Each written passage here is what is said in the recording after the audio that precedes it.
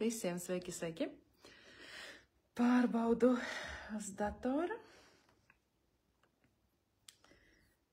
Vai mani redz? Tā. Redzu. Tiešraidē aizgāja. Nu tā, es ceru, ka skaņa arī ir. Visiem sveiki, sveiki no pasaku skolas. Tā, kāds te mums pieslēdzās?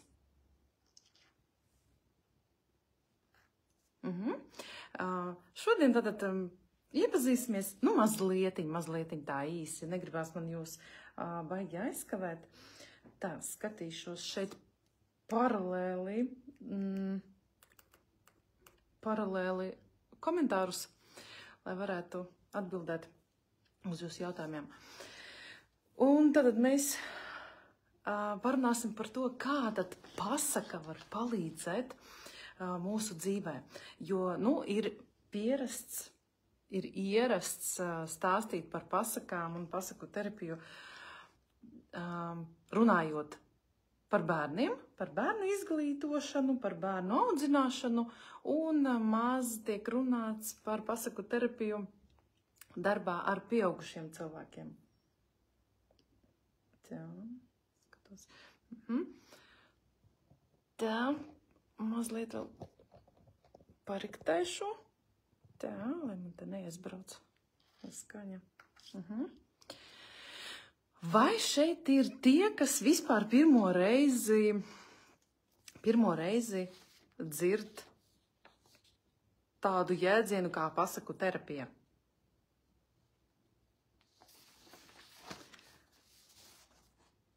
Vispār, kas tas ir? Jo patiesībā Latvijā par pasaku terapiju zina netik daudz cilvēku. Un pārsvarā pārjautā, kas tas ir. Zina, kas ir pasaka, zina, kas ir terapija, bet kā tas viss kopā strādā, tas jau ir sarežģītāk. Jo pierasts to terapiju uztvert kā kaut ko medicīnisku, ka tas saistīts ar medicīnu, bet patiesībā šeit nav medicīnā iekļauta, šeit ir dziedniecība. Dziedniecība ar vēstītāju folkloru. Jūs zinat, noteikti daudzi zina par dainām, latviešu dainām, kuras strādā kā vārdu formulas. Ar dainām mēs varam arī dziedināt, ar dainām mēs varam attīrīt auru, attīrīt sevi, novērst ļaunumu, daudz ko, ja, noteikti tie, kas saistīti ar latviešu tradicionālo kultūru, tad zina, par ko es stāstu. Bet šeit ir darbs ar tekstu, darbs ar pasakainiem stāstiem, ar pasakām un mītiem, bet pasakas šeit, kad es stāstu pasakas, tad es vairāk domāju brīnumu pasakas, tautu pasakas, tās, kas atnākušas no tautas. Principā, kā saka Guntis Pakalns, jebkurai pasakai ir autors. Jebkurai pasakai ir autors. Ja, bet runa iet nevis par tām literārām pasakām, kas tagad ir pa pilnam un ļoti daudz, bet runa iet par tieši brīnumu pasakām, kuras izgājušas cauri vairākus gadu simtus, vairākus gadu tūkstošus. Un mēs šīs pasakas lasot atkal un atkal, katru reizi atklājam kaut kāds jaunus dziļumus, jaunas izpratnes. Un tas ir apbrīnojami, jo kāpēc tieši brīnuma pasakas, kāpēc tieši mīti, kāpēc tie senie teksti, arī dainas, kuras jau arī patiesībā ļoti, ļoti senas, jo tajās ir ielikta gudrība, iešifrēta zināšanas. Un ja mēs paskatāmies uz mūsdienu autoriem, uz mūsdienu pasakām, literārajām pasakām, nu, tur nebūs tā matrica. Kas ir pasaka? Pasaka ir matrica, un matricā viss ir pareizi. Tātad arī pasakā viss ir pareizi. Ja meiteni sūtīja uz mežu, tad viss bija pareizi, tā tam bija jānotiek. Ja tēvs neko nav darījis, kāpēc viņš meitenītei tur nepalīdzēja, neglāba no ļaunās pamātes, tā tam bija jābūt. Viss ir pareizi. Man te brauc mazliet tas ekrāns. Viss ir pareizi, jo tā ir matrica. Un tur tas nav vienkārši tāpat no zila gaisa paņemts. Tas ir speciāli tā izdomāts, sacerēts, jo tur apakšā ir dziļa doma. Ļoti dziļa doma. Un noteikti tie, kas dzirdējuši par arhetipiem, par arhetipisko psiholoģiju, tad zina to, kā pasaka.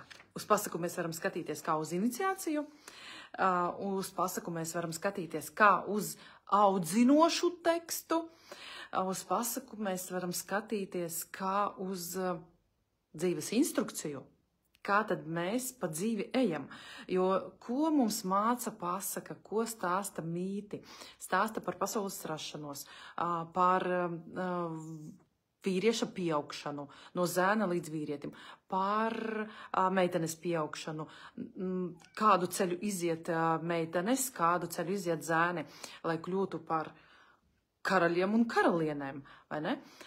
Un kā veidojās attiecības. Tas viss ir iekļauts pasakā. Ja tikai mēs tā, ar pirmo skatienu nepamanam, redzam tikai, kaut ko tādu virspusēju. Piemēram, viena no manām mīļākajām pasakām kukulītis, rausītis. Vācu pasakām vēl ir dažādi varianti. Tur visi pateiks, ka tas ir stāsts par nepaklausību. Ja, kad kukulītim jāklausa vecāki, neskriet nekur prom, nebēgt prom, lai, nenotiktu nelaime. Bet patiesībā tur ir daudz dziļākas nozīmes. Patiesībā tur šī pasaka stāsta par astronomisku parādību.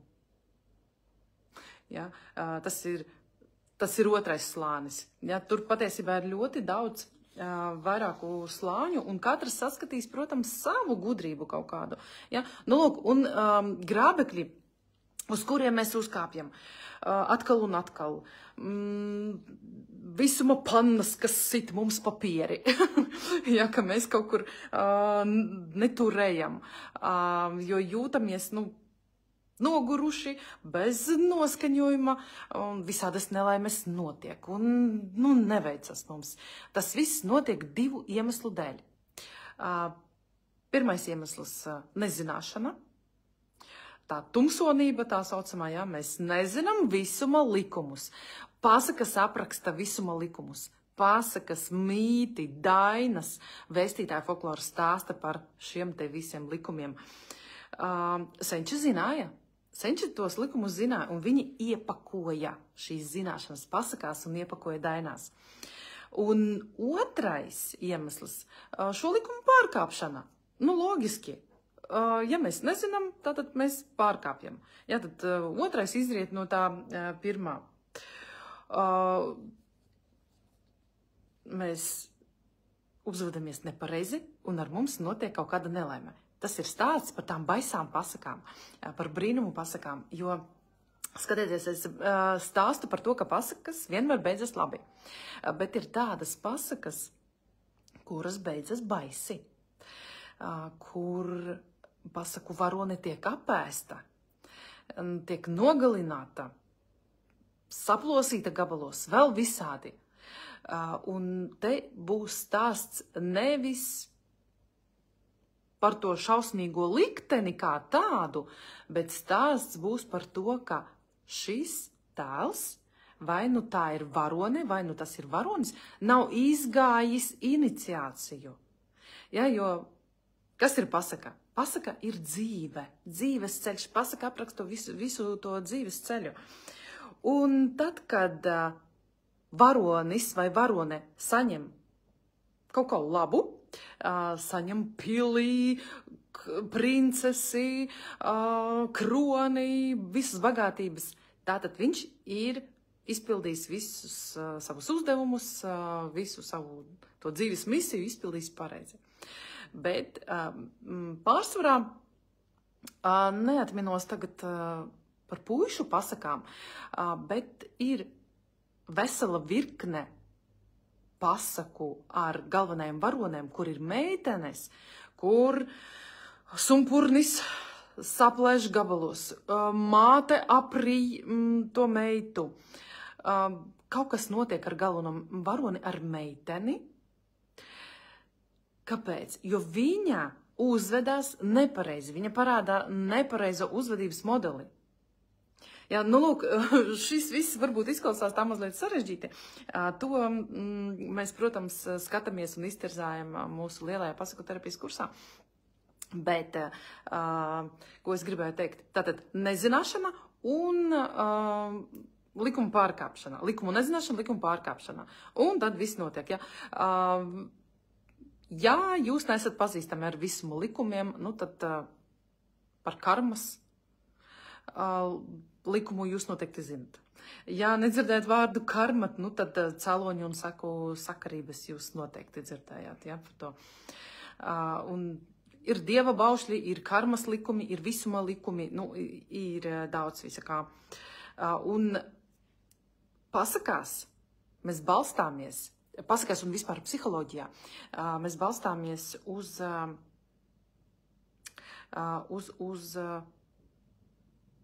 šādu likumu. Pasaulē eksistē tikai divas enerģijas.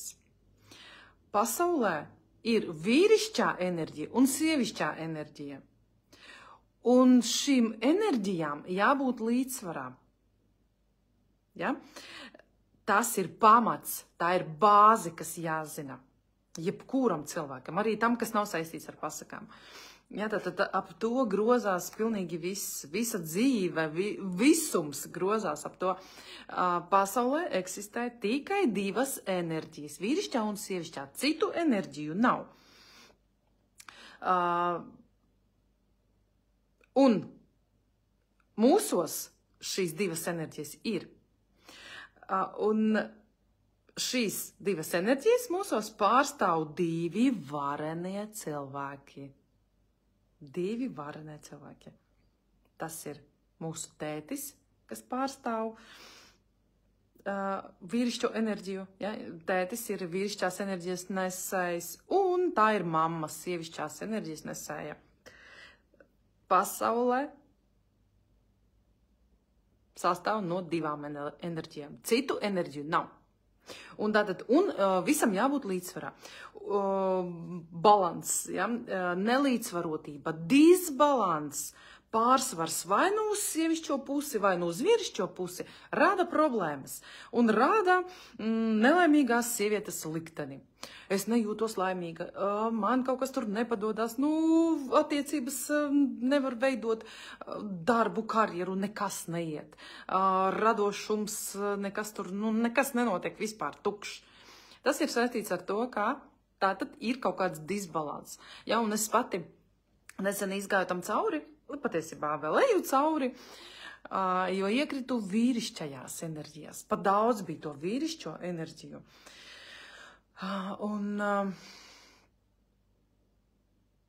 Un līdz ar to attiecības mazliet aizgāja ne tajā virzienā, kur vajadzēja, kur gribējās.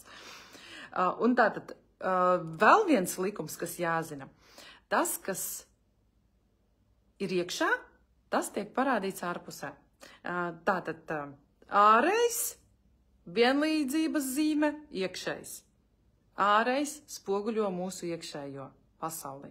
Ārējā pasaule spoguļo mūsu iekšējo pasauli.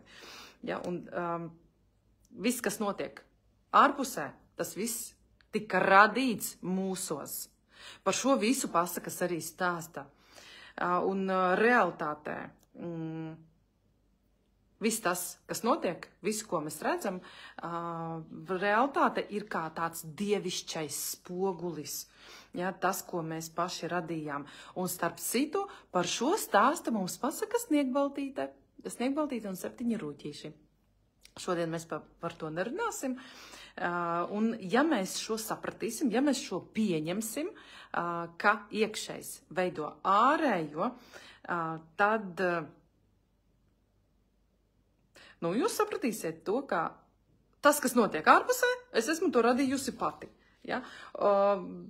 Šī dažiem varbūt tāda sāpīga atziņa, kāpēc? Jo tad, kad ar mums notiek labais, tad veiksmē, prieks, labas attiecības, liela nauda nāk un karjera, biznesa, pašrealizācija, viss tas, ko mēs darām. Mēs sakam, tā esmu es, es to panācu, es to izdarīju, es lepojos ar sevi, vai ne? Un tad, kad mums neveicās, tad, kad ar mums notiek kaut kas nelāks, šķiršanās, krīzes, nelaimes, nodevība, aizvainojumi, pretenzijas, tad mēs sakam, dzīve ir sūds. Nevis es tāda esmu, bet dzīve tāda ir. Ja, mēs atbildību pārliekam. Mēs atsakāmies no šīs atbildības. Un tas nav labi. Tas nav labi. Tas nesīs savus augļus. Ja, tā ir neziņa, tā ir tā tumsonība. Kas ir tumsa? Tumsa nav ļaunums. Tumsa ir gaismas trūkums. Un kas ir gaisma? Gaisma ir zināšanas. Un kas ir zināšanas?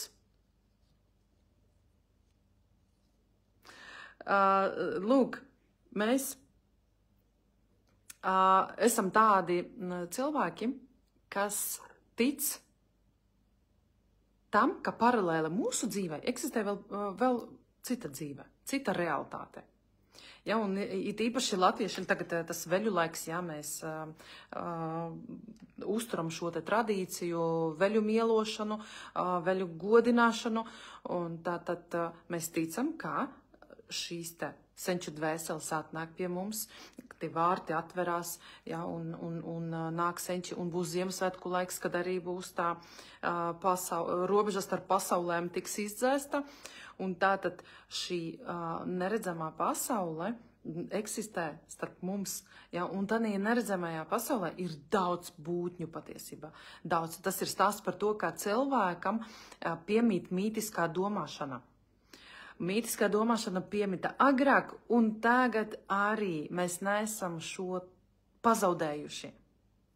Mēs joprojām tam ticam, mēs joprojām ticam puķiem, čūskām, kaut kādām radībām, demoniem un ruķīšiem, kas patiesībā arī eksistē.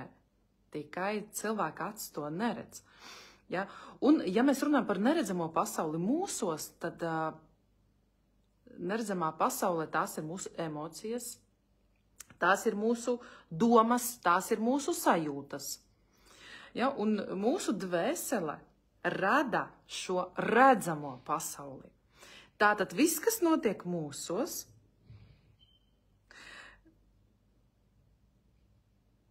tas tiek atspoguļots pēc tam ārpusē, reālajā dzīvē. Ja, un redz šeit, ja mēs izjūtam dusmas, tad šīs dusmas parādās kā pūķis, kā tur kaut kāds velns vai vēl kāds varonis, tēls, nevis varonis. Un tas spoguļojās mūsu dzīvē. Un tad mēs dzīvē netiekam uz priekšu, mēs nevaram saprast, ko es daru nepareizi, kāpēc es netieku uz priekšu. Ja mēs nesaprotam, kas ar mums notiek, tad ārpusē mums šķiet, ka tas ir liktenis. Man tāds liktenis! Sēdēšu, raudāšu, bimbāšu un meklēšu palīdzību. Bet patiesībā jātiek galā ar sevi. Patiesībā jāsaprot, kas manī notiek. Ko es sevi esmu radījusi. Kādas rādības dzīvo manī, kādas emocijas, kādas domas, kādas idejas, kādas sajūtas. Un mēs varam vadīt tikai to, ar ko mēs esam kontaktā, vai ne? Ja mēs apzināmies savu spēku, ja mēs apzināmies savus talantus, ja mēs apzināmies savu enerģiju, tad mēs to varam vadīt. Ja mēs neapzināmies, tad mēs neko nevaram.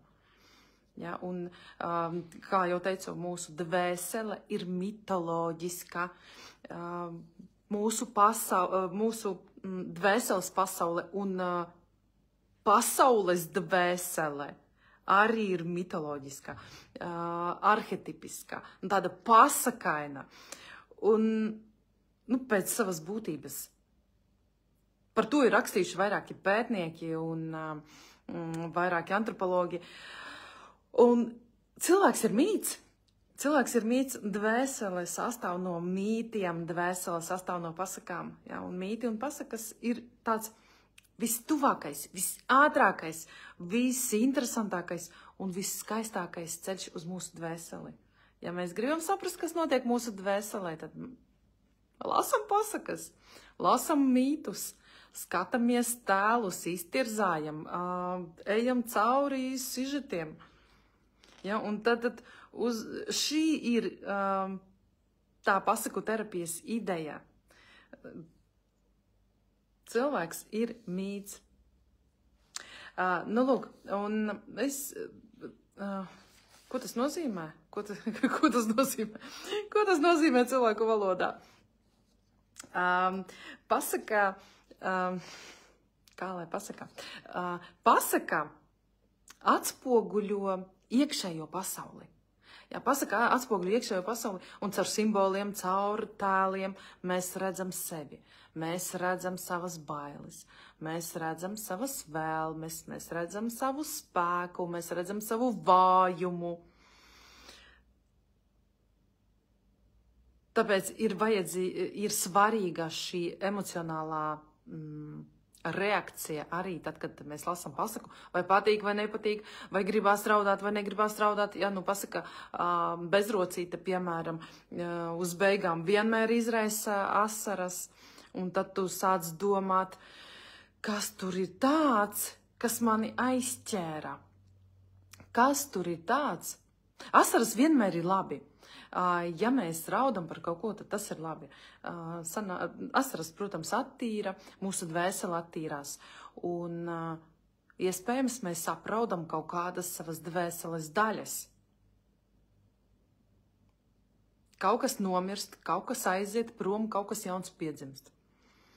Ja, un pasaka palīdz vispār tādā drošā vidē, pasaka ir droša telpa, neviens tur nevar ielausties.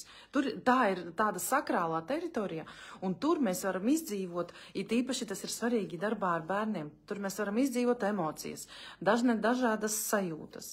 Tajā var raudāt, dusmoties, baidīties, priecāties kopā ar pasaku varoņiem, vai ne?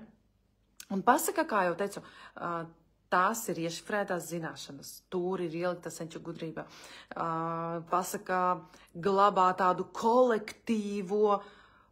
cilvēces kolektīvo pieredzi, kā mīlēt, kā zaudēt, kā izdzīvot nabadzībā, kā ticēt, kā nebaidīties. Un daudz visa kā cita. Un pasaka dod cerību, pasaka parāda mums virzienu, kurp virzīties. Pat drūmākajā stāstā ir izeja. Varoņa ceļš vienmēr ved uz gaismu. Un atkal šeit, ja mēs runājam par tām pasakām, kuras beidzas slikti, tad tur ir jāsaprot, ka tā ir pasaka par iniciāciju. Ne jau visas pasakas stāsta par iniciācijas ceļu. Iniciācija tā ir pāreja. Tie, kas nezina, bija tādi pārejas rituāli, tad, kad vispār par iniciācijām man top atsevišķa programma, tad, kad bērns piedzimst, cilvēks piedzimst. Pirmā iniciācija, pirmais rituāls, kas ar viņu tiek veikts, tās ir kristības. Nu, protams, tur ir nabas pārgriešana, senatnē, ja, nabas pārgriešana, un kad bērns piedzimst, viņš vēl nav šeit zemes cilvēks. Viņš vēl netiek uzskatīts par dzīvo būtni. Viņš ir tāds kā no viņa saules atnācis. Un tāpēc, lai viņš būtu pieņemts šī ģimenē, šī ciltī, tiek veikts noteikts rituāls. Viņu tur nomazgā, pirmo kreklu uzvelk, nu, tur visādi ļoti daudz variantu, kā ir bijis, un tikai tad viņš kļūst par cilvēku. Tālāk tur iet dzīves gaitā, dzīves laikā dažādas iniciācijas, sievietēm tās ir četras pārējas. Viena no tām, un tās visas ir saistītas ar asinīm. Un viena no tām ir, kad meitenei sākas menstruālais cikls, un viņa tiek sūtīta pie kaut kādas raganas, viedās sievietes, viņu tur apmāca. Ja? Nu, lūk, un tātad šis te ceļš tiek aprakstīts. Zēniem bija pārbaudījumi, un tad, kad viņi neizgāja tos pārbaudījumus, iniciācija neiziet, tad viņu varēja padzīt vispār no cilts prom. Ja, viņš netika atzīts par jaunekli, viņš netika atzīts par vīrieti, un tad viņu dzina prom. Ja. Nu, lūk, un tātad tie drūmie stāsti pasakās, kad beidzas nelaimīgi, stāsta par to, ka meitene, ja puišiem nebija atļauts iziet iniciāciju vēlreiz, tad meitenēm bija atļauts. Pēc gada viņa varēja atgriezties un atkal paveikt šo pašu rituālu, lai, nu, piemēram, lai pieņemtu, lai sāktu veidot attiecības, lai meiteni varētu kāds bildināt, kāds no puišiem, viņai bija jāieliec svārkos. Jāieliec sarafānā, nu, arī dažādas versijas ir. Un tad, kad netrāpa, lec no lāvas un netrāpa, tad jāgaida atkal gads, un pēc gada atkal jāveic šis te rituāls. Ja, un tikmēr, kamēr šis rituāls nav paveikts, puisis nevar nākt pie viņas un, nu, pie vecākiem un bildināt viņu. Ja, viņa vēl neskaitās kā līgavas kārtā. Viņa vēl ir meitene. Ja, nu, lūk. Un tātad sliktas beigas, tātad nav pareizi veikta uzvedība. Nav pareizi veikta kaut kāda darbība. Nu, lūk, un pasaka savieno paudzes. Pieaugušais var lasīt bērniem pasakas. Pieaugušais var lasīt sev pasaku, savam iekšējam bērnam, un tas ir svētīgi patiesībā. Paskatīšos jūsu jautājumus. Vakar uzdevu jums to vingrinājumu, kā sauktos jūsu pasaka, ja par to uzrakstītu kādu stāstu. Ja par jūsu dzīvi uzrakstītu pasaku, tad kāds būtu šai pasakai nosaukums? Nu, lūk, kas tas ir vispār? Ik pa laikam šādi uzdevumi bieži parādās gan pasaku skolas lapā, gan savām studentēm uzdodu, un izvēlamies arī pasaku varoni, kas tas ir. Tas ir pašaziņas vingrinājums, vienkārši, elementārs, bet ļoti dziļš. Patiesībā ideja balstās tā. Cilvēks ir savas dzīves pasakas vai dzīves stāsta autors. Ja, un cilvēks ir savas pasakas varonis. Ja, ko mēs varam saprast vispār no šī vingrinājuma? Jūs šeit neuzrakstījāt. Nu, neviens negribēja dalīties tā atklāti. Komentāros skatos, nekā nav. Nosaukums atklāja to, kā cilvēks uztver savu dzīvi, kā cilvēks uztver vispār savu dzīvi šobrīd. Vakar, ja jūs rakstījāt savās piezīmēs vai kaut kur uz lapiņas vakardienas stāsta nosaukumu, tad uzrakstiet šodien, kā sauktos jūsu vasakainas stāsts šodien. Tas var mainīties, un tas ir normāli, tā tam arī jābūt.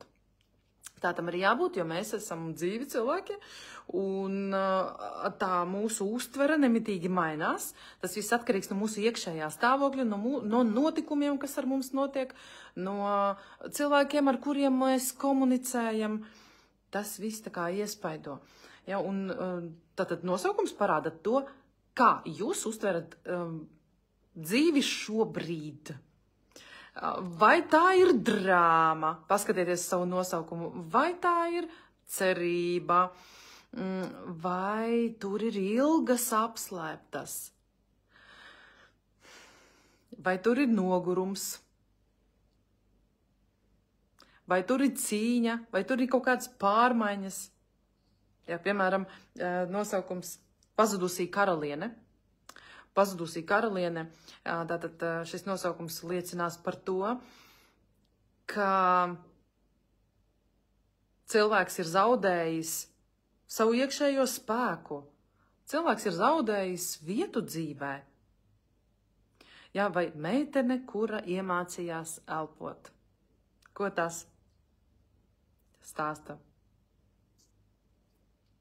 Tas būs tās par iekšējo dziedināšanu, par iekšējo atvieglojumu. Nu, beidzot, šis ceļš ir tā kā noiets, viss es varu tagad uzelpot, un viss būs labi. Ja? Vai sirds, kas gaidīja pavasari? Te ir stāsts par cerību.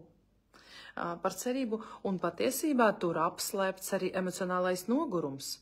Ja? Ka mēs gribam to saulīti. Mēs gaidām to saulīti. Kaut kādu prieciņu. Tātad nosaukums vienmēr satur šī brīža sajūtu. Un nosaukums es varētu teikt, ka tas ir dvēseles virsraksts. Tas, kas šobrīd parādās. Citreiz, tad, kad mēs rakstam, rakstītais parāda to, ko mēs nevaram izteikt vārdos.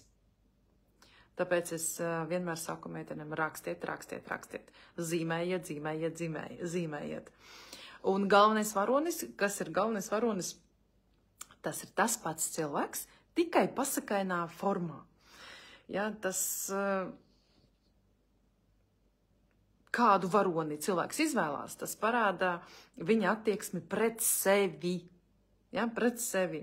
Šajā dzīves posmā, šajā dzīves situācijā. Vai nu es esmu cīnītājs, vai nu es esmu nogurusī karaliene, vai nu es esmu dusmīgs puķis, vai nu esmu mīloša saimniece, vai esmu ceļinieks, jā, kas meklē dzīvei jēgu. Un es vakar uzrakstīju kā piemēru dusmīgā sieva. Dusmīgā sieva, tā biju, protams, es rakstīju par sevi, jā, vai tā meitene, kas aizmiga zem miglas segas. Protams, tās par mani. Un dusmīgā sieva ir tā večiņa. Tur patiesībā man vajadzēja būt vecim, jo es iekritu vīrišķajās enerģijās, kā es jau stāstīju. Tātad redzu sevi caur neapmierinātību, kaut kādu caur iekšējo spriedzi. Nu, kaut kas neiet tā, kā vajadzētu būt. Jā, un bet kas es nevaru saprast. Un tad vienkārši atavs atmiņā pasaka, aiziet tur, nezinu kur, atnes to, nezinu ko. Jā, un tad ir jāpārlasa šī pasaka un jāpilda soli pa solim, kas tad tur tika darīts. Un šī tieši ir vīrišķā pasaka, un es jau teicu, ka es iekritu vīrišķās enerģijās, un vīrišķā pasaka man tieši laikā bija. Ja. Par varoņiem vēl. Nogurusī ceļotāji. Tā man dators vajag. Nogurusī ceļotāji, piemēram.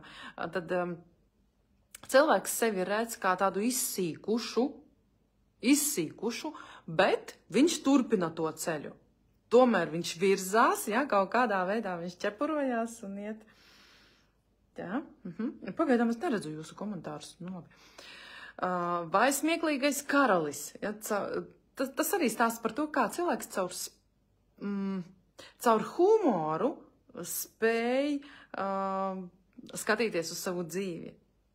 Ja, un īpašības vārds, tas arī ir stāsts par to, cik bargi vai maigi jūs skatāties uz sevis. Ja, vai es esmu dusmīgs, vai es esmu mīļš, vai es esmu vēl kāds. Tā, labi. Jūs jautājiet, kas jūs interesē. Es vienkārši varu runāt ilgi un daudz. Vienīgais, man bail, ka tie jaunie cilvēki, jaunie sekotāji, kas atnākuši, nesapratīs vispār, par ko iet runa. Kas tas ir? Kas ir pasaku terapija? Pasaku terapija ir psiholoģiska metode, psihoterapijas metode patiesībā, kur, tad, kad jūs aiziet pie psihologa, jūs sarunājaties, jūs pildat kaut kādus tur uzdevumus. Es pat nezinu, ko dara pie psihologa. Es neesmu bijusi ne pie psihologa, ne pie psihoterapeita, tāpēc es nezinu, kā tas strādā. Es pati neesmu psihologs, es esmu skolotājs. Un pasaku terapijā ļoti labi strādā ar jebkuru cilvēku, ar jebkuru dzimumu, ar jebkuru vecumu. Galvenais atrast to pieju un piemeklēt pareizās pasakas, piemeklēt pareizos uzdevumus, nevis piemeklēt, bet mācēt, prast, uzdot pareizos jautājumus. To mēs mācāmies arī mūsu pasaku terapijas kursā lielajā. Un tātad katrs no jums var spēj dziedināt sevi caur stāstiem, caur pasakām, caur vēstītāju folkloru, caur tautas dziesmu skandināšanu, dainu skandināšanu, caur brīnumu pasakām, latviešu tautas pasakām, nevis citu tautu, lai mēs stiprinātu savu identitāti, lai saprastu, kas es esmu, kurp es eju. Mums jālasa, jāuztver mūsu tautas kodi, mūsu tautas tradīcijas, kultūra. Tā, nogurušais ceļnieks. Jā, nogurušais ceļnieks. Nu, lūk, un par to nogurušo ceļnieku. Vingrinājums, tātad simboliskā nozīme kāda. Mēs ieraudzījām, un ko tad tālāk? Uzrakstījām, kas tālāk? Nu, vai tad ar to viss beidzās? Protams, ka nē. Tālāk notiek viss process. Vingrinājums šis te palīdz apzināties vispār, kādu lomu es spēlēju dzīvē. Kā es redzu šo te savu dzīvi? Vai šī dzīve mani apmierina? Vai es esmu savā vietā vispār? Vai šī vieta man patīk? Vai varonis man patīk? Vai es tiešām esmu tas varonis? Es jebkurā brīdī varu pārrakstīt šo te sižetu. Es jebkurā brīdī varu pārrakstīt nosaukumu, izvēlēties citu varoni. Un tad, kad mēs izvēlamies citu varoni, kad mēs nomainam tēlu, nomainam nosaukumu, mēs tādā zemapziņas līmenī simboliskajā, veicam simbolisku darbu, mēs pārņemam citu uzvedības modeli, pārņemam citu uztveri, transformējam sevi. Iespējams, tas būs sarežģīti, izprotams. Tad, kad jūs nosaucat sevi, savu stāstu, jūs sperat pirmo soli no šīs automātiskās dzīvošanas uz apzinātu autorību. Jūs kļūstat par autoru, par savas dzīves autoru. Pasaka ir pasaka, pasaka ir stāsts, tas strādā zemapziņas līmenī, un pēc tam mēs to pārnesam uz apziņu. Un tad tas, kas tiek uzrakstīts, kas tiek izprasts, saprast, tiek pārnests uz realizāciju. Labvakar, ļoti uzrunā šī terapija, noteikti vēlētos iepazīt to vairāk. Šis nāk īstajā laikā. Aha, tam man ir. Es redzu komentārus gan te, gan te. Super. Jā, nu mums pasaku terapija mums vienreiz gadā notiek tā uzņemšanā jūnijā. Tagad, nu, jāpaciešās bišķīt. Citas programmas būs droši vien pēc jaunā gada. Tagad jau svētku laiks nāk, tuvojās un būs citi uzdevumi. Ko darīt? Nu, lūk, un tad kad šis viss izvilkts, izprasts, notiek darbs, jā, mūsu apziņā, kā es jau teicu, mūsu apziņa to apstrādā un cenšas izdarīt labāk. Jā, nu labi, tev nepatika tas variants, labi, es to pārveidošu savādāk, jo jūs jau uzrakstījāt. Vislabāk ir uzrakstīt pasaku savu stāstiņu, kaut vai mazu stāstu, kaut vai dažus teikumus, un tad paskatīties, vai patīk vai nepatīk. Ja, un ko mēs vēlamies mainīt, ko nevēlamies, kādas jūtas, kādas emocijas, kādus varoņus mēs vēlamies tur ielikt. Ja, tas viss tā strādā. Jā. Nu, lūk, ko lai vēl jums pastāsta? Vispār mainās tehnoloģijas, mainās mode, mainās programmas, skolas programmas, dzīves programmas, vispār daudz kas mainās, vai ne? Bet tā mūsu iekšējā dvēsele paliek. Dvēsele paliek tā pati. Jūtīga dvēsele, viegli ievainojama, augstoša pēc mīlestības, pēc drošības. Paldies, noteikti sekošu jaunumiem. Jā, Ilze, labprāt gaidīsim karalieņu pulkā. Un pieaugušais cilvēks ir tas, ja mēs runājam par bērniem, jā, bērnu dvēseles arī paliek tās pašas, arī jūtīgas un trauslas, un kas arī augst pēc mīlestības un aizsardzības. Un pieaugušais ir tas, kas nes to gaismu. Pieaugušais ir tas, kas paspīdina kādu dzīves posmu šim te bērnam. Pieaugušais paspīdina arī sev šo te dzīves posmu. Ja, un tad, kad mēs klausamies pasaku, kad bērni klausās pasakas, mēs iepakojam sevī zināšanas. Tad, kad lasam, tur izpakojās, protams, zināšanas un tiek iepakotas arī. Notiek tāda projektīvā identifikācija, mazliet tādiem gudriem vārdiem. Antropologi saka to par tādu simpātisku maģiju, ja, kad mūsu ego atdalās, aiziet, paiet malā, nevis ego, bet mūsu apziņa atdalās no ego un nokļūst citā realitātē. Citā realitātē un ļauj izdzīvot to citādu dzīvi. Tā. Jā, es gribēju jums pastāstīt par pasakām, kurām es gāju cauri tagad pēdējā mēnesī. Un patiesībā tur ir vairākas pasakas. Nav tā, ka es neesmu apstājusies pie vienas konkrētās pasakas. Tur ir aiziet, tur nezinu, kur atnest to, nezinu ko. Ļoti gara. Mēs tagad to neskatīsim. Starp citu, ir, pēc tam pievienošu to linku. Es izveidoju grupu, slēgto Facebooka grupu visiem. Spēlējam pasaku. Tā arī saucās spēlējam pasaku terapija. Tur mēs varētu arī satikties ar jums arī tiešraidēs un analizēt, iztirzāt dažādas pasakas, skatīt konkrētās situācijas un, nu tā, tādā draudzīgā vidē, drošā telpā strādāt ar pasakām, parādīt jums, kā strādā pasakas, parādīt jums, kā strādā pasaku terapija un kopīgi izdzīvot šo te pasaku. Spēlējam pasaku, tas Tas ir tā, ka, vārds terapija var biedēt, tas ir tā, ka, nevienam operāciju, protams, netaisīs, nevienam tur neko negriezīs, nešūs, ja, bet tā ir tā dziedniecība, tas ir stāsts par to, kā vārds spēj ar savu spēku paveikt brīnumu.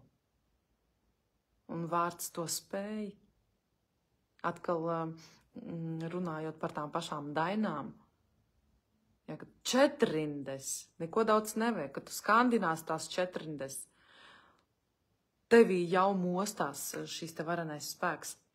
Un pasakas ir tās, kas parāda, es jau teicu sākumā, parāda virzienu, kur mums doties. Ja, un tad es minēju pasaku, aiziet tur nezinu kur, atnes to nezinu ko, tad ir pasaka bezrocīta, vispār unikāla pasaka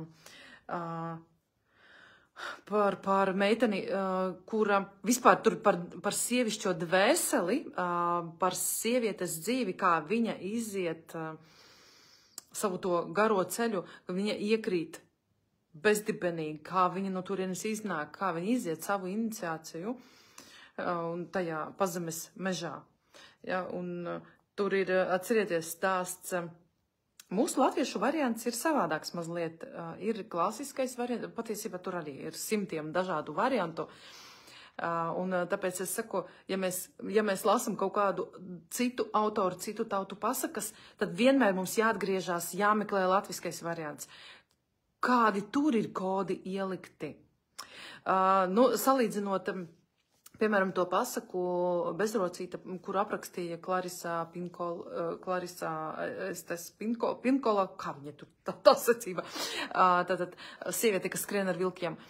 Tur bija dzirnavnieks, tēvs, māte, bērns, meitenīte.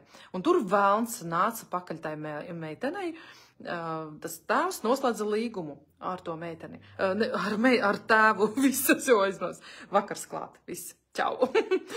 Un tātad tēvs gribēja kļūt bagāts, dzirnavas nestrādāja, nedarbojās, viņš tur malkus kaldīja, mežā strādāja.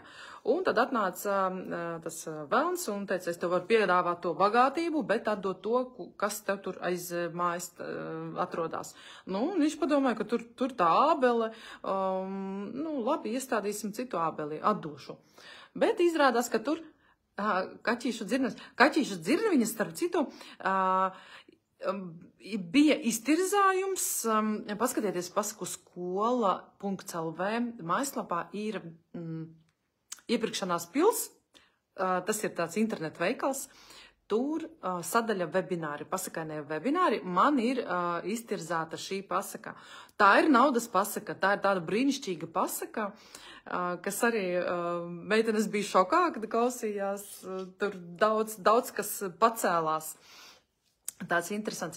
Dzirnaviņas. Jā, dzirnavas ir par to, kad maļ dzirnavas, maļ domas, maļ mūsu emocijas, idejas kaut kādas, bet šī pasakā bezrocīta dzirnavas nestrādāja. Tātad šis virpulis nebija galvā, nebija cilvēkā. Nenotika. Un tad, kad dzirnavas strādā, kad idejas, emocijas, pieredzi visu apstrādā, tad, protams, mēs radam kaut kādu produktu. Kaut kāda ideja parādās, ko mēs realizējam reālajā dzīvē. Ja, jo dzirnavas, kad maļ tos graudus, top milti. No miltiem mēs cepam maizi. Bet šeit dzirnavas nestrādā, tad nekas nenotiek. Un es arī sapratu to, ka man idejas it kā ir, man domu ir daudz, bet kā to visu salikt, es nezinu, es nevaru saprast. Un es iekritu arī tādā kā depresijā un nevarēju saprast, kur lai tagad virzās. Vieglu naudu gribās visiem, vai ne?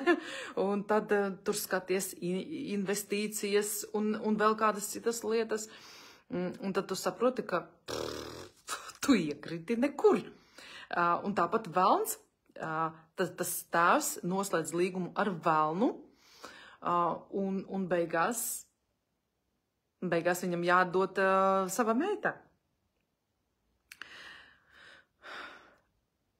Tad, kad mēs izvēlamies to, kas nesīs mums labumu, bet patiesībā tur nekā nav. Tur ir tukšums. Ja, un meitenes tēvs, tas ir vīrišķā enerģija. Tas ir Maija un Paja. Maija un Paja. Tā ir literārā pasaka. Kaķīšu dzirnavas arī patiesībā ir literārā pasaka, bet tur ir tie kodi, simboli. Maija un Paja, brigadere tur ir ielikusi to latvisko, skatījumu. Tur ir arī par meitenes pieaugšanu, par iniciāciju. Un atcerieties, viena uzvedās pareizi, viņa dabūna princi, otra uzvedās nepareizi. Viņa kļūst par to putnu biedekli. Ja? Jā, to pasaku var skatīt dziļi, patiesībā, tur šīs pasakas pamatā ir pasakas par bārenīti. Jebkuru pasaku par bārenīti var paņemt, kur ir pamāte, bārenīte, pamāte vai mātes meita un pamēta. Jā, tad tur ir tas sižets. Lūk, un... Tēvs, tātad vīrišķais logos prāts, to ar prātu domā, tā man vajadzētu to, man vajadzētu šo, tā, kur, kā lai izdara, un tad, kad tu pieņem lēmumu, izdari, bet beigās izrādās, tu esi noslēdzis līgumu ar to valnu, jā, nekas tur nenotiek. Mēs nododam savu sievišķo dabu, sievišķo to dvēseli, meitene tā ir tā dvēsele mūsu iekšējā, tikai dēļ tā, lai tur gūtu labumu, lai tur karjerā paceltos, lai vairāk nopelnītu, lai vēl tur kaut ko tur panāktu, lai būtu pamanāma kaut kādā cilvēku lokā. Sprīdītis.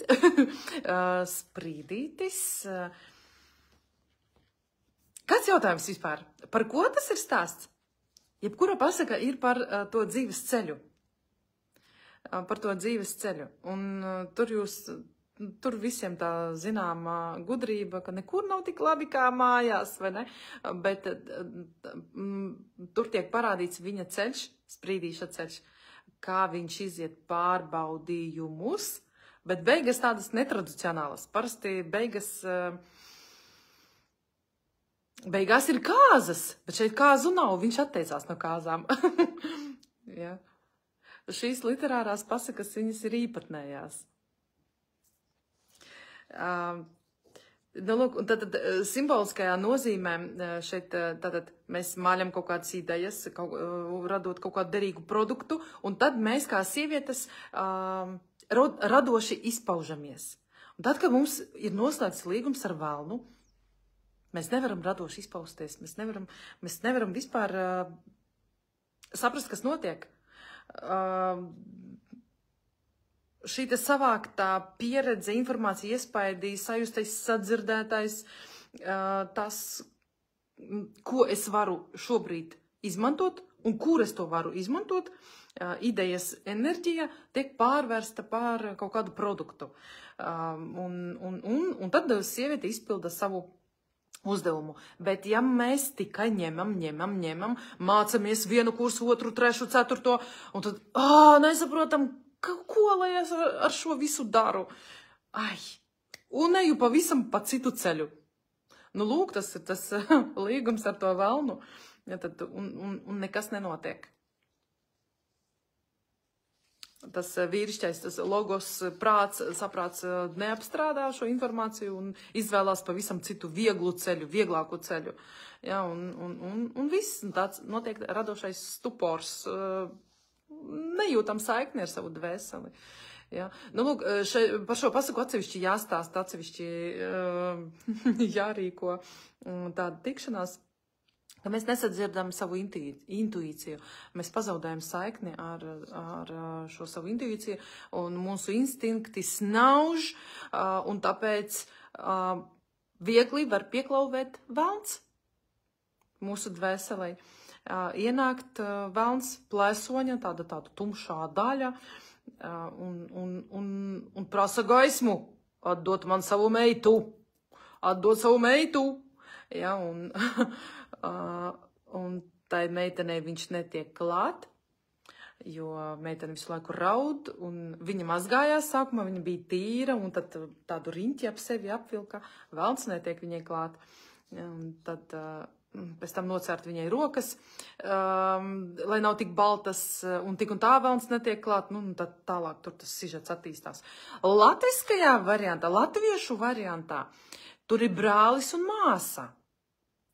Tur ir brālis un māsa, un brālim, tātad atkal vīrišķais un sievišķais, saprāts un dvēsele, un jūtas, saprāts un jūtas. Un tur tātad jāpārlasa būs tā pasaka. Tas brālis apprecās ar teikas jau, teikas vairāk ir kā, nu, kā vēsturiski fakti. Kā vēsturiski fakti radīti. Principā, jā, ar teikām arī var strādāt.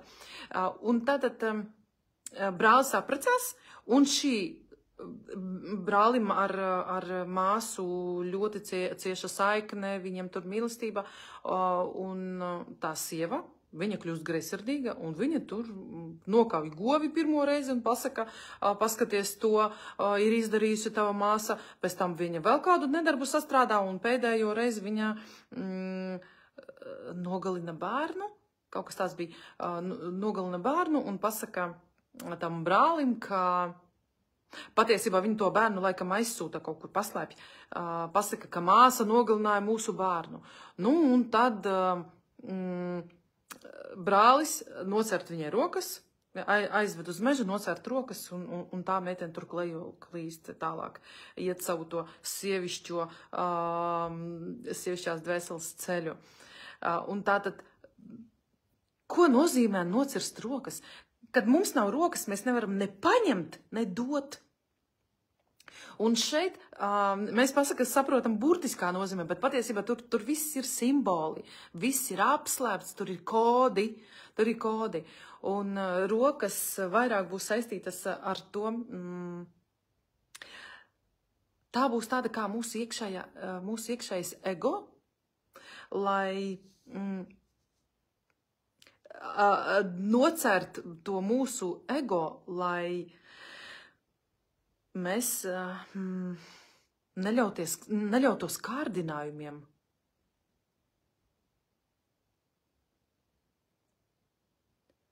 Nu, lūk, tur daudz nozīmju, daudz simbolu. Un, nu, vēl mazliet par to dvēseli olā. Tā, man atkal dators aizmiga. Un jau stundu mēs te pļāpājam. Un tad paturpināsim kādā citā reizītā. Jā, tātad ir zināmā pasaka dvēseli. Tā ir tā vēl viena pasaka, kurā es biju nokļūsi, kurā es iekritu. Tas nav tā, ka tu izdzīvo šo pasaku, bet tu ir kaut kāds sižets manā dzīvē, ir kaut kāds posms, kuru es salīdzinu ar pasakām, bet es jūtos tā, kā tas tur varonis, es jūtos tā, kā tur tā meitene, es jūtos tur tā, kā... Un tad, ja atnāk tāda ideja, es nezinu, kā jums, vai mums ir te pasakoterapijas speciālisti, manas meitenes, vai noķērāt sevi arī tādās domās, kad, nu, kaut kāds pazīstams sižets, kaut kur es to biju redzējusi, kaut kur biju dzirdējusi šo, un tad atnāk pasaka, manu dvēseli tā kā nozadzis velns, jā, un bezrocīta velns mēģināja tur tikt klāt, bet netika tur savādāk tas viss aizgāja, un velnā dvēseli olā. Tātad šī te dvēsele, nu, kad es jau stāstīju, ka iekritu vīrišķās enerģijas, ka tā, kurš man te neizdarīja to un to un to, ja, un dūri pa galdu, un vīru komandēju, un pilnīgi tā, kāpēc tu mani neklausīs, ja, runāju ar dziednieci pāris dienas atpakaļ, viņa saka, kur ir tava sievišķība? Kur ir tava sievišķība? Es zinu, ka mans dzīves uzdevums šī dzīvē man jāmācās būt par sievieti, man jāmācās būt sievišķai, bet es tā esmu uzņēmusi tādu lomu, man jārisina jautājumi, man jādara tas un tas, man visam jāseko līdzi, atbildības sajūta ir tāda augstā līmenī, nevar tā, kur ir mana dvēsele, un tad izlasi kādu pasaku un pilnīgi asaras tek, un tā liekas, jā, Kristīnīt, tu apraudi kaut kādu savu dvēseles daļu. Es uz beigām atradu jūsu foršo pasaku skolu, interesanti. Super, prieks. Lūk, un tātad Velna dvēsela olām, tur tātad bija tā, es nelasīšu to pasaku. Ja jūs to nezināt, tad es pievienošu pēc tam pie šī video to linku. Tur ir tā, es tik par tiem simboliem, ja, gribēju pastāstīt. Tātad es apzinos, es saprotu, ka mana dvēsele ir kaut kur iesprūdusi, un mani pārvalda šis tā velns, tā strādājam, daram, un tad būs, un tad rekur tev maiss ar zeltu. Jā, bet sievišķā dvēsele raud un netiek ārā, nesaprot, ka, kas man arī gribas izjust kaut kādas emocijas, gribas mīlestību un visu pārējo. Ja, un tur bija zaldāts, kurš tātad izglāba ķēniņa meitu. Velns nolaupīja meitu, un tur bija dzīvnieki. Atcerieties, latviešu variantu, tur ir daudz variantu, un viens no latviešu variantiem stāsta tieši par šiem te tāliem. Tur ir lauva, tur ir žagata, un tur ir skudra. Un tātad šis te zaldāts iet un redz, ka viņi nevar sadalīt to nospraugušo zirgu. Kas ir zirgs? Zirgs ir saules simbols. Zirgs ir mūsu iekšējās dziņas. Zirgs ir mūsu apziņa vispār. Un tad tu saproti, ak, Dievs, man apziņa ir nosprāgusi. Nekādas enerģijas nav. Nekā nav. Un tad šīs daļiņas, kas no tās nosprāgušā zirga palika, tiek sadalītas. Zaldāts sadalā, iedot noteiktu, viņš sadala tur pa tām daļām, lauvam, kas tur bija žagatai un skudrai. Un dzīvnieki, protams, viņam pateicās, un katrs dot spalviņu, oliņu un vēl tur ko. Un zaldāts, tātad viņš iet glābt to princesi, un šīs dāvanas, šie brīnumu līdzekļi, viņam palīdz ceļā. Ja, viņam palīdz sasniegt viņa to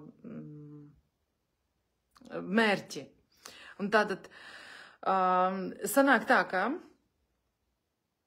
zaldāts, tas ir arī tāds mūsu iekšējs saprāts, tāds drosmīgs, tā vīrišķā daļa, kas iet un cīnās ar to velnu.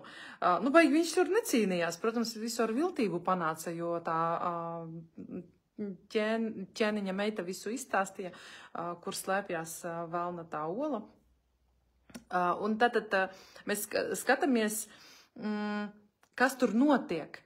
Vispirms, tātad šīs dāvanas, no tā iekšējās dziņas enerģijas mums nav, bet kaut kādas daļas tika sadalītas tiem dzīvniekiem.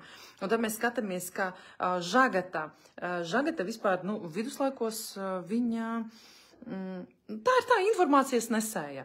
Informācija viduslaikos vispār saistīta ar nāvi bija. Skudra bija saistīta ar veļu pasauli. Tā ir tāda čakla, organizēta diezgan, ja, un uzkrājis ziemai barību, tāpēc var uzskatīt, ka skudra ir tālredzīga, un šie dzīvnieki ir mūsu iekšējās daļas. Šie dzīvnieki ir mūsu iekšējās daļas. Tad mūsos ir tā žagata, kas to informāciju savāc, kas tur citreiz kaut ko tādu nelāgu pastrādā. Mūsos ir tā skudra, kas uztur saikni ar veļu pasauli, kas organizē to kopdzīvi, kas skatās uz priekšu, plāno uz priekšu, un lauva. Lauva, tas ir spēks, tas ir saules simbols arī. Tas ir, lauvam ir uguns elements, arī vīrišķais taisnīgums, viss tas pozitīvais. Un tad visas šīs te daļas mēs sevi aktivizējam un dodamies uz salu. Sala ir pasaules centrs, kur aug ozols. Kas ir ozols? Ozols ir dzimta. Tā ir mūsu dzimta, saikne ar mūsu dzimtu. Un tur ir akmens, un zem akmens... Kas tur bija zem akmens? Es jau neceros, kas tur bija zem akmens. Tad izlidoja vanags, no vanaga izkrita ola, un no olas divas sveces. Un tas zaldāts, viņš pateicoties šīm te dāvanām, kas ir iegūtas no dzīvniekiem, viņš pārvērtās, viņš pārvērtās par žagatu, pārvērtās par to mazo skudriņu, viņš ielavījās tur, kur viņam vajag, un panāca to vanagu, īsāk sakot, dabūja to olu, bet stāsts ir par to, lai tik gari nestāstītu, stāsts ir par to, ka šis te ceļš mums parāda, kā mēs varam atbrīvot savu dvēseli, kā mēs varam šo princesi, šo ķēniņa meitu atbrīvot, un kāds ceļš mums jānoiet. Mums jānokļūst pie dzimtas koka. Mums jāapzinās tātad šī te... varenība, varbūt jāvēršās pie mūsu senčiem, jālūdz atbalsts, palīdzība. Un jāaktivizē sevi visi šie te spēki, kas ir iešifrēti zem dzīvniekiem. Lūk, tā.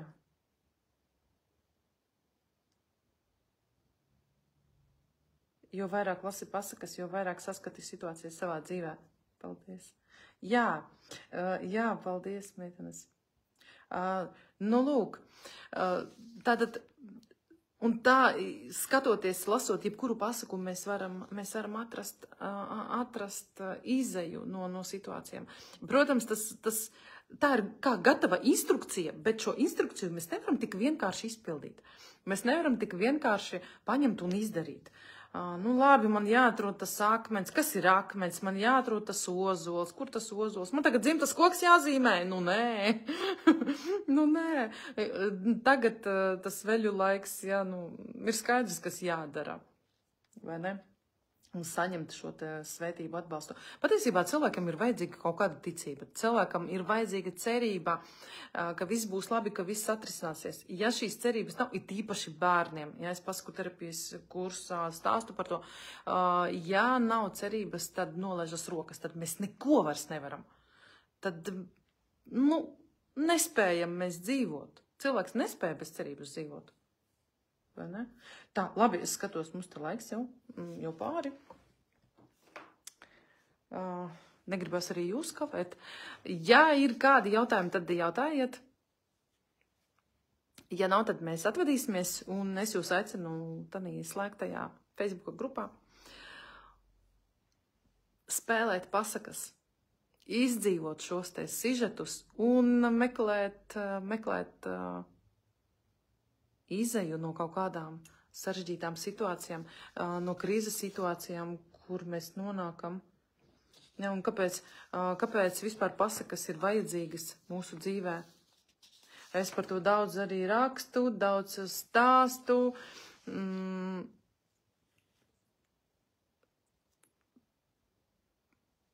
Tā. Jā, tad pasakas, es jau stāstīju, jā, ka mums latviešiem ir vajadzīgas latviešu pasakas, ukraiņiem ir vajadzīgas ukraiņu pasakas, vāciešiem ir vajadzīgas vācu pasakas. Tad lai atcerētos, kas mēs esam, jā, lai redzētu, kad realitāte ir tumšs, ko tad darīt, lai sajustu, kad ir prieks, kad nav prieks, un ko tad darīt, ja prieks pazudis, jā, lai vispār mācītos dzīvot pēc visuma likumiem. Jā, tas ir tas, ko sākumā teicu. Un lai dziedinātos, ja, kad sāpes mēs nevaram aprakstīt ar vārdiem, mēs varam paņemt pasaku un izlasīt. Es tagad nesaku, ka nav jāiet pie psihologiem, pie psihoterapeitiem, bet jūs pašas varat sevi dziedināt. Un nav jāsēž kaut kādā meditācijā, nav jāsēž lotosa pozā un jāmeditē, vai jāveic kaut kāds prakses kas saistītas ar vecāku piedošanu. Vecākiem nav nekas jāpiedod. Mēs neesam dievi, vispār tas ir absurds. Mums nav jāatgriežās vispār bērnībā un tur jāieciklējās uz kaut kādām traumatiskajām situācijām. Tas vispār nav vajadzīgs. Mēs ar visu to pieredzi, visu to, kas mums ir šobrīd, ar zināšanu bāzi, ar pieredzes bāzi, lielo pieredzes banku, ar visām tām emocijām un visu kā dzirnavas, maļam, ejam, strādājam un kaut ko rādam skaistu no tā. Graudus maļam, samaļam, izcepam smaržīgu aromātisku maizīti un cienājam citus. Nesam šo te gaismu. Lūk. Bet ar to gaismu esat uzmanīgas. Ja, ar gaismu esat uzmanīgas, jo ir tā, ka ja pārāk spīdi, tad daudzi grib nākt klāt un sildīties un zakt jūsu oglītes. Un varbūt tā, ka tās oglītes arī jums nepaliks. Un tur ir tas nogurums, tur ir tas nespēks, bezspēks, negribēšanā kaut ko darīt. Ja, jo jūs pārāk spīdējāt. Tad ir jābūt kā saulītei. Ir jābūt kā saulītei, kas tā kā dienā paspīd un aiziet atpūtā. Atkal paspīd, atkal aiziet atpūtā. Nu, lūk. Labi. Paldies, meitenes un zēni, kas skatījās, kas komentēja. Tā. Tiekamies kādu citu reizīti. Ja ir kādi jautājumi, rakstiet, arī privāti rakstiet, ja tiešām gribās kādu situāciju iztirzāt un apskatīt savu dzīvi. Ja jūs esat kaut kur labirintā iemaldījušies, tad droši rakstiet un mēģināsim dziedināt jūsu dvēseli. Jā. Un tālāk jūs jau mācēsiet, varēsiet arī citiem cilvēkiem palīdzēt. Paldies, meitnes! Labi, paldies, ļoti interesanti. Paldies! Man ļoti palīdz pasaku rakstīšana, izrakstu visu ārā. Jā, ļoti pareizi, Elva, jā. Elva, pasaku terapijas speciāliste, Saldus strādā. Ja ir kāds no Saldus, tad droši pie viņas var nākt arī strādāt. Gan bērni, gan pieaugušie. Paldies, ļoti interesanti. Paldies, meitenes. Viss, atā, līdz nākamā reizītē.